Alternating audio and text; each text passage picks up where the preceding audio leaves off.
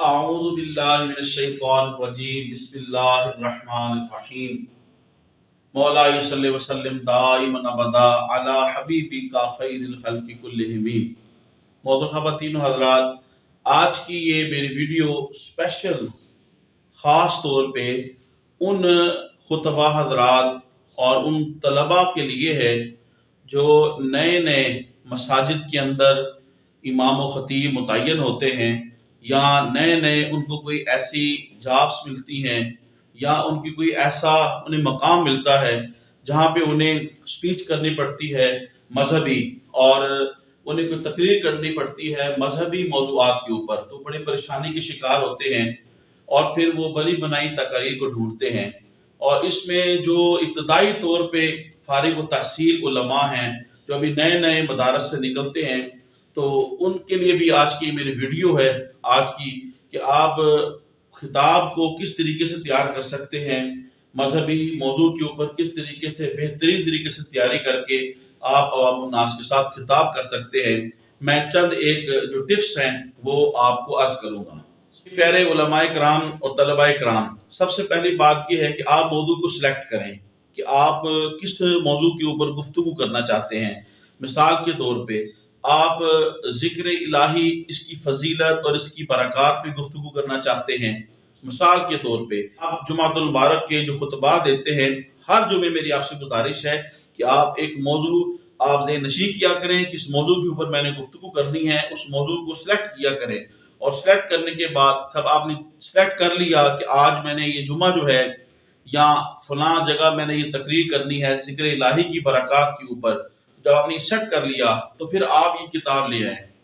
معجم المفہرس۔ یہ محمد فواد عبد الباقی کی کتاب ہے، اس کا نام ہے المعجم المفہرس۔ یہ آپ کتاب لے آئیں مارکیٹ سے آرام سے، بہت ہی جو ہے وہ سستے ہدیے کے اندر جو ہے وہ یہ مل جاتی ہے۔ عام معجم المفہرس، اس کے اندر پورا قرآن مجید بھی لکھا ہوا ہے، اور جیسا کہ آپ نے موضوع سلیکٹ کیا ذکر الہی، تو لفظ ذکر جو ہے قرآن مجید کے اندر مختلف حیتوں، مختلف سیغوں، مختلف اشکال کے ساتھ جو ہے قرآن مجید کے 30 پاروں کے اندر جہاں جہاں بھی لفظ ذکر آیا ہے، محمد فواد عبد الباقی صاحب نے جو ہے المعجم المفہرس کے اندر جو ہے ان کو ایک جگہ کے اوپر جمع کر دیا ہے۔ مثال کے طور پہ الا بذکر اللہ تطمئن القلوب قرآن مجید کے اندر آیا، وہ لکھ دیا۔ پھر اس کے نیچے انہوں نے یہ لکھ دیا مثال کے طور پہ یا ایھا الذین آمنوا اذکروا اللہ ذکرا کثیرا۔ تو اسی طرح لفظ ذکر، یہ جو مادہ ہے ذال کاف رے، اس کی جو مختلف حیت بنتی ہوگی وہ تمام کی تمام جو ہے محمد فواد عبد الباقی صاحب نے المعجم المفہرس کے اندر لکھ دی ہے۔ تو پہلا کام جو ہے آپ نے یہ کرنا ہے، آپ کو 10 12 30 50 60 70 5 10 ضرور آیات اس موضوع کے متعلق آپ کو مل جائیں گی۔ دوسرا سٹیپ یہ ہے کہ پھر آپ نے ان آیات کو لے لینا ہے اور قرآن مجید کی تفاسیر کو لینا ہے۔ پھر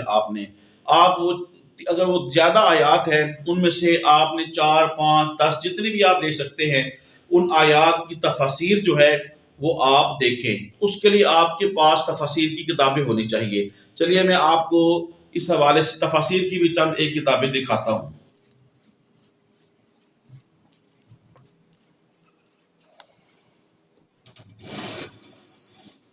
تفاسیر میں آپ اگر تھرو پراپر چینل پڑھے ہیں، آپ نے درس نامی کیا ہے، تو الحمدللہ آپ کو اتنا ملکہ ضرور حاصل ہو گیا ہوگا کہ آپ بغیر اعراب کے اور بغیر ترجمے کی جو تفاسیر لکھی ہیں آپ اس سے استفادہ کر سکتے ہیں۔ تو یہ تو سونے پہ سہاگا ہے الحمدللہ، اس کی پھر کیا برکتیں اور اس کی کیا شانیں ہیں، اور پھر کیا اس سے کانفیڈنس آتا ہے، تو یہ جو کرتے ہیں یہ انہی کو معلوم ہے، یا جو بغیر اعراب کے عربی کتب کو پڑھ سکتے ہیں، یہ مزہ لطف جو ہے وہ انہی لوگوں کو معلوم ہے۔ اگر کسی کو غیر اعراب کے عربی کتب کا مطالعہ کرنا اور اس کو سمجھنا اور حفظ کرنا اس کے لیے مشکل ہے، تو پھر عربی کی ٹرانسلیٹ جو ہے وہ بہت ساری تفاسیر ہو چکی ہیں۔ میں آپ کو 1 2 عربی کی تفاسیر دکھاتا ہوں۔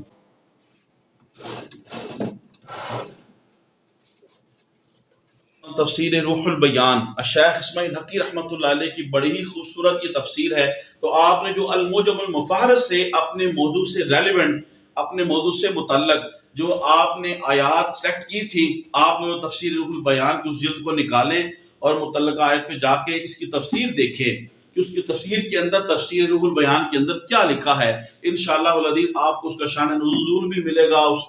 اس کے حوالے سے آپ کو اس کے اندر حکایات بھی مل جائیں گی اور بہت ساری چیزیں آپ کو اس سے ملے گی۔ اسی طریقے سے صرف آپ نے اسی کو پر اکتفا نہیں کرنا، پھر آپ ایک اور کوئی تفسیر کو دیکھ لیں، مثال کے طور پہ خازن ہے، اور 2-3 تفاسیر کو دیکھ لیں۔ اور اردو کے اندر حضرت جسٹس پیر محمد کرم شاہ الازہری رحمۃ اللہ علیہ کی آپ ضیاء القرآن ہے، آپ اس کو بھی دیکھیں کہ انہوں نے اس آیت کے متعلق کیا لکھا ہے۔ اسی طریقے سے حضرت شیخ الحدیث شیخ القرآن علامہ غلام رسول سعیدی صاحب رحمۃ اللہ علیہ، اللہ ان کے درجوں کو بلند فرمائے، آپ نے بہت ہی خوبصورت، بہت ہی اعلیٰ، بہت ہی واضح اور بہت ہی تفصیل کے ساتھ تفسیر قرآن مجید لکھی ہے، جس کا نام تبیان القرآن ہے۔ آپ تبیان القرآن کو رکھ لیں، اردو کے اندر ہے،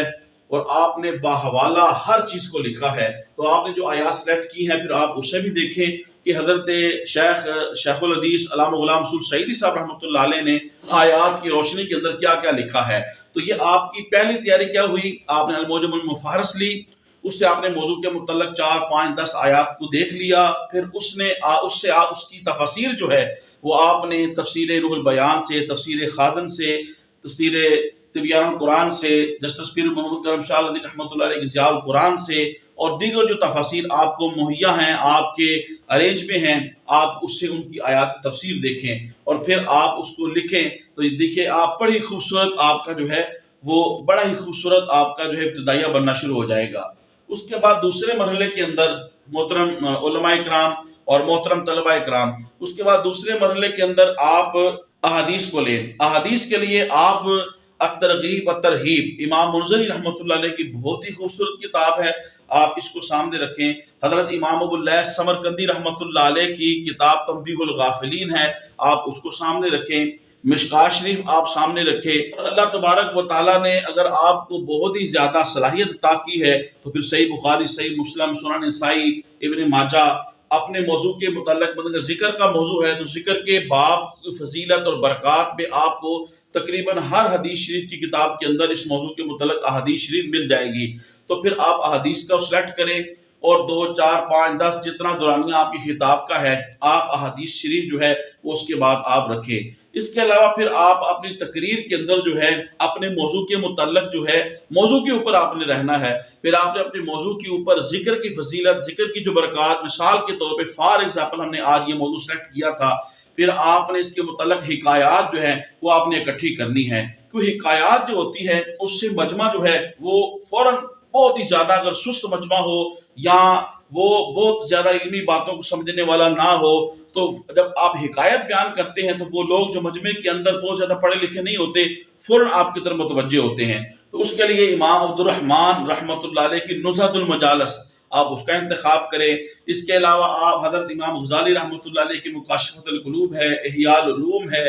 آپ اس کا جو ہے وہ مطالعہ کریں۔ پھر اس کے ساتھ آپ تصوف کو بھی ٹچ دیں، اس کے لیے حضرت امام ابو القاسم قشیری رحمۃ اللہ علیہ کا رسالہ قشیریہ ہے، عربی کے اندر بھی موجود ہے اور اردو کے اندر بھی الحمدللہ اس کی ٹرانسلیٹ ہو چکی ہے۔ اسی طرح حضور سیدی داتا گنج بخش علی حجویری رحمۃ اللہ علیہ کی کتاب کشف المحجوب، آپ اسے اپنے پاس رکھیں۔ تو اپنی تقریر کے اندر اپنے موضوع کے متعلق ہی آپ نے کوئی نہ کوئی چیز جو ہے وہ آپ نے صوفیاء کے اقوال میں سے، ان کی زندگی میں سے ڈھونڈ کے اس کو اپنی تقریر کو جو ہے اس سے مسجع اور مزین کرنا ہے۔ اس کے علاوہ پھر آپ اپنی تقریر کے دوران 1-2 مقامات کے اوپر یا 2-3 مقامات کے اوپر جو ہے آپ اپنے موضوع کے متعلق جو ہے وہ اشعار کو سلیکٹ کریں۔ حضرت علامہ اقبال رحمۃ اللہ علیہ، مولانا روم رحمۃ اللہ علیہ کی فارسی کے آپ اشعار سلیکٹ کر سکتے ہیں،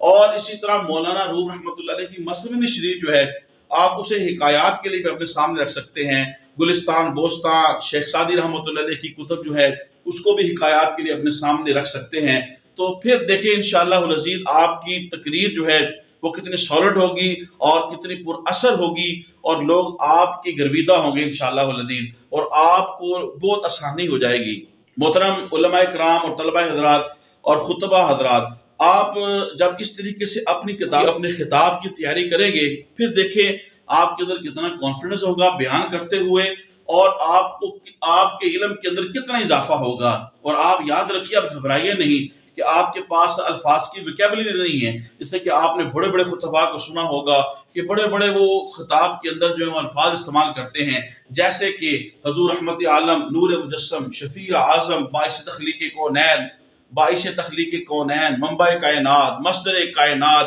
حضور کشور رسالت، تو بہت سارے الفاظ جو ہیں وہ استعمال کرتے ہیں بڑے خوبصورت طریقے سے، اور کرنا بھی چاہیے۔ تو گھبرائیے نہیں، آپ جب اس طریقے سے آپ اپنی تقریر کو 2، 4، 10، 20، 50 مرتبہ تیار کریں گے، پھر دیکھیں دوران مطالعہ آپ کے علم کے اندر کتنا اضافہ ہوتا ہے، نمبر 1۔ نمبر 2، آپ کے اندر کتنا کانفیڈنس اور کتنا اعتماد آئے گا، اور تیسرا، آپ کی ویکیبلری جو ہے، جو اچھے الفاظ کی، خود بخود اس کے اندر اضافہ ہوتا چلا جائے گا۔ تو محترم علماء کرام، طلباء کرام اور خطبہ حضرات جو نئے نئے اس فیلڈ کے اندر آئے ہیں یا پریشان ہیں، میری تقریر ان کے لیے ہیں۔ تو جو بڑے بڑے خطباء ہیں، میں تو ان کے آگے طفل مکتب ہوں۔ میں نے اپنے ان بھائیوں کے لیے آج کی یہ ویڈیو بنائی ہے کہ جو نئے نئے اس فیلڈ کے اندر آئے ہیں یا پریشان ہیں۔ تو میری ایک گزارش یہ ہے کہ آپ علماء کی لکھی لکھائی جو تقریریں ہیں، برائے مہربانی آپ اس کے اوپر جو اکتفا نہ کریں۔ اس سے میں آپ کو عرض کروں کہ بہت زیادہ نقصان بھی ہو رہا ہے، اس لیے کہ آپ دور حاضر کے مطابق جو ہے آپ اپنی تقریر کو تیار کریں۔ تقریر کو جب آپ تیار کریں گے، آپ کے علم کے اندر بہت زیادہ وسعت آئے گی۔ تبارک و تعالیٰ آپ کو اس محنت کا صلہ بھی عطا کرے گا، دنیا میں بھی ملے گا اور آخرت میں بھی ملے گا۔ بعض ہمارے خطباء حضرات، ائمہ مساجد کو میں نے دیکھا ہے کہ وہ اکثر و بیشتر جمعے کے اوپر محنت نہیں کرتے۔ یہی وجہ ہے کہ جب وہ جمعہ پڑھاتے ہیں تو 1 بجے، مثال دے رہا ہوں، وہ تقریر شروع کرتے ہیں، اسپیچ شروع کرتے ہیں، 1-2 بندہ، اس کے علاوہ کوئی بندہ نہیں ہوتا۔ جب ان کی تقریر ختم ہونے کے 5 منٹ رہ جاتے ہیں اور جماعت کا وقت قریب آ جاتا ہے، تو پھر لوگ آتے ہیں اور مسجد بھر جاتی ہے۔ واجب الاحترام اس طریقے سے آپ تقریر کو تیار کریں، بہترین انداز میں آپ تقریر تیار کریں، جیسے میں نے عرض کیا ہے۔ اس سے بہتر طریقہ آپ کو انشاءاللہ جب آپ کرتے جائیں گے، یوز ٹو ہو جائیں گے، تو آپ کو اس سے بہتر طریقہ مجھ سے بھی بہتر آ جائے گا انشاءاللہ العزیز۔ تو یہ آپ اس طریقے سے اپنی خطاب کو آپ تیار کیا کریں۔ پھر آپ جمعے کی خطاب کے لیے جب ممبر شریف پہ بیٹھ کے اس طرح گفتگو کریں گے، پھر دیکھیں کہ آپ جب 1 بجے بیٹھیں گے تو لوگ انشاءاللہ العزیز آپ کے منتظر ہوں گے کہ عالم دین صاحب آئیں گے اور ہمیں وہ واعظ فرمائیں گے۔ تو جب آپ نے لکھی لکھائی تقریریں کرنی ہے، اور پھر اس کے لیے آپ کے اندر کانفیڈنس بھی نہیں ہوگا اور آپ کو جھجک ہوگی، اور اگر کوئی دوسرا اسی طرح اگر آپ کسی محفل میں چلے جاتے ہیں اور کسی سٹیج کے اوپر 2، 4، 5، 10 اہل علم بیٹھے ہوں، تو اس کے اندر بھی پھر جو ہے آپ کو اندر سے تھوڑی سی خفگی اور تھوڑی سی آپ کو جو ہے وہ جھجک محسوس ہوتی ہے جب آپ لکھی لکھائی تقریریں کرتے ہیں۔ لیکن جب آپ اس طریقے سے خود تیاری کر کے آئیں گے اور اپنے موضوع پہ رہا کریں گے، میں بار بار عرض کرتا ہوں کہ آپ اپنے موضوع پہ رہا کریں۔ جو آپ کو موضوع دیا، میلاد شریف کا موضوع ہے، آپ نے تقلید کے موضوع پہ گفتگو کرنی ہے، آپ نے حدیث شریف کے موضوع پہ گفتگو کرنی ہے، جس موضوع کے اوپر بھی گفتگو کرنی ہے، اس موضوع کے ریلیونٹ ہی سب چیزیں آپ نے کوڈ کرنی ہیں۔ تو پھر دیکھیں اللہ تبارک و تعالیٰ آپ کی تقریر کے اندر، آپ کی خطاب کے اندر جو ہے وہ اثر آئے گا، لوگ آپ کی بات کو سنیں گے۔ تو یہ ایک ٹپس جو تھی میری نئے جو آنے والے اہل علم ہیں، خطباء ہیں، مسجد قائمہ مساجد ہیں، ان کے لیے ٹپس تھی۔ انشاءاللہ العزیز اس پہ عمل کریں گے تو انشاءاللہ العزیز آپ دعاؤں میں ضرور یاد رکھیں گے۔ اور آخر میں گزارش کروں گا اپنے اہل علم حضرات سے، کبھی بھی آپ اوور کلیور نہ ہوا کریں، اوور کانفیڈنس نہ ہوا کریں۔ آپ بڑے عاجزی کے ساتھ، انکساری کے ساتھ، پورے اعتماد طریقے سے خطاب کیا کریں۔ خطاب کے دوران کسی بھی دوسرے مسلک کے بندے کو، کسی بھی دوسرے آدمی کو آپ زیادہ چھیڑ چھاڑ مت کریں۔ اپنے مسلک کو آپ ببانگ دہل اچھے الفاظ کے ساتھ، اچھے طریقے کے ساتھ، دلائل کے ساتھ آپ بات کریں۔ برے الفاظ کے ساتھ دوسروں کو مخاطب کرنا اور بالخصوص سامعین کو جو ہے وہ برے القابات کے ساتھ یا برے الفاظ کے ساتھ جو ہے وہ مخاطب کرنا، اس سے بھی آپ گریز کریں۔ سامعین کو ہمیشہ آپ اچھے الفاظ کے ساتھ مخاطب کریں، ان کی رسپیکٹ کریں، اور کبھی مت یہ سمجھیں کہ یہ جاہل بیٹھے ہوئے ان کو کیا پتا، ان کو رسپیکٹ دیں تو مجمع آپ کو رسپیکٹ دے گا۔ اور آخری ٹپ، ہمیشہ گفتگو اتنی کریں، چاہے آپ کسی محفل میں بیٹھے ہوئے ہیں یا 5-10 افراد ہیں یا ہزاروں کا مجمع ہے، آپ ہمیشہ گفتگو اتنی کریں جتنے آپ کو منتظم نے آپ کو وقت دیا ہے، یا پھر آپ دیکھیں کہ سامعین آپ کی گفتگو کو شوق سے سن رہے ہیں تو اتنی ہی دیر آپ گفتگو کریں. یا پھر یہ ہے کہ گفتگو بھی سامعین شوق سے سن رہے ہیں، منتظم نے آپ کو ٹائم بھی وسیع دیا ہے اور گفتگو آپ کی لگ رہی ہے، یعنی خطاب آپ کا لگ رہا ہے، لوگ شوق سے سن رہے ہیں، اس کا اثر ہو رہا ہے. لیکن حالات ایسے ہیں، مثلا نماز کا وقت ہو گیا ہے اور لوگوں نے نماز کے لیے جانا ہے، یا سحری کا وقت، افطاری کا وقت ہو چکا ہے، تو آپ ان ساری چیزوں کو سامنے رکھا کریں اور پھر آپ اپنی گفتگو کی دورانی کو جو سیٹ کیا کریں. بعض خطباء کو دیکھا ہے کہ وہ گفتگو کرتے ہیں، سامعین بیزار ہیں یا منتظمین چاہتے ہیں کہ بند کر دی جائے گفتگو، لیکن وہ چونکہ اسٹیج پہ ہوتے ہیں، ممبر پہ ہوتے ہیں، کرسی پہ ہوتے ہیں، مائک پہ ہوتے ہیں، تو وہ لگے رہتے ہیں. تو اس کو آپ بالخصوص جو ہے، اس سے انسان کی عزت کے اندر کمی واقع ہوتی ہے. تو یہ بہت ہی ضروری بات ہے کہ جتنا آپ کو دورانیہ گفتگو کو ملے اتنی ہی گفتگو آپ کریں، یا جتنا آپ سمجھتے ہیں کہ سامعین ذوق سے سنتے ہیں آپ اتنی ہی گفتگو کریں. اور نئے نئے جو خطباء ہیں یا جو ممبر و محراب سے وابستہ نئے نئے لوگ ہیں، ان سے یہ بھی میری گزارش ہے، کبھی بھی جو پنجابی میں کہتے ہیں پھڑی نہ ماریں آپ کہ یہ کر دوں گا اور یہ میرا یہ چیلنج ہے. ہمیشہ سالڈ گفتگو کریں. جو آپ گفتگو کر رہے ہیں اس کے پیچھے آپ کے پاس اگر علم ہے، دلائل ہیں، اور جمہور علماء کا اور ہمارے جو شیخ الحدیث، شیخ القرآن، ہمارے شیوخ جو چلے آ رہے ہیں، اور جو علماء ہیں جو ایک نبی کریم صلی اللہ تعالیٰ علیہ وآلہ وسلم سے لے کے قرون اولیٰ سے لے کے تابعین تبع تابعین تمام اولیاء کرام کا جو عقیدہ رہا ہے، بس اسی موضوع کے اوپر آپ گفتگو کیا کریں. اور حساس موضوعات کے اوپر، جسے مشاجرات کہتے ہیں، آپ عوام الناس کے جلسے کے اندر جو ہے وہ کبھی گفتگو نہ کریں. آپ ہمیشہ جو ہے وہ تمام صحابہ کرام رضوان اللہ علیہ مجمعین، تمام اہل بیت رضوان اللہ علیہ مجمعین، اور تمام انبیاء علیہ السلام، تمام اولیاء کرام کا ادب جو ہے وہی لوگوں کو سکھائیں. تو انشاءاللہ اسی کے اندر آپ کی عافیت رہے گی. اور آپ ہمیشہ جو ہے وہ اپنے آپ کو عوام الناس میں جب جائیں تو نیوٹرل رکھیں. ہاں، آپ کی کسی